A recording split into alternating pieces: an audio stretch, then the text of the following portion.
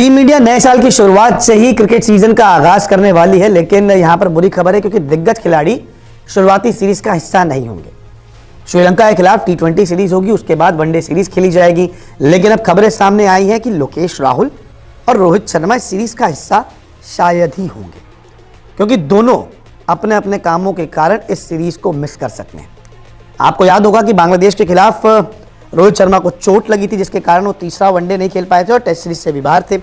अब चोट से अभी रोहित पूरी तरीके से नहीं उभरे हैं। हालांकि रोहित लगातार नेट में प्रैक्टिस कर रहे हैं, उनकी कुछ फोटो सामने आती है, लेकिन सीरीज में खेलेंगे ये अभी तय नहीं है।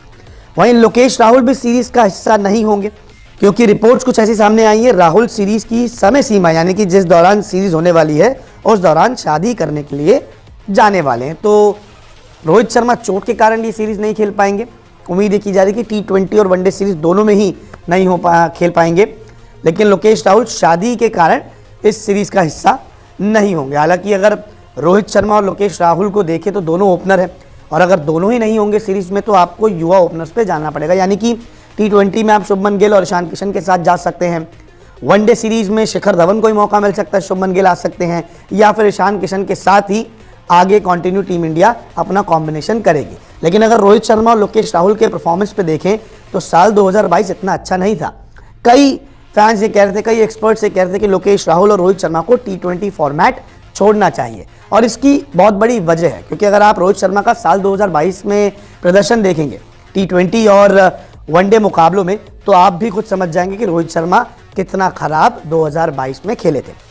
T20 की बात करें तो 29 मुकाबले खेले, 656 रन बनाए, औसत 24 के ऊपर करा, जबकि बल्ले से सिर्फ 3 हाफ सेंचुरी आई। वहीं वनडे की बात करें 2022 में तो 8 मैच में 249 रन बनाए, 41 के ऊपर की औसत रही और 3 हाफ सेंचुरी यहां भी आई। इसके अलावा अगर लोकेश राहुल के 2022 के प्रदर्शन को देखें तो T20 में 16 मुकाबलों में 434 रन बनाए, 28 के करीब का औसत रहा, जो T20 के लिहाज से कुछ खास नहीं है और जिस कैलिबर के लोकेश राहुल खिलाड़ी माने जाते हैं, लेकिन 6 हाफ सेंचुरी आई।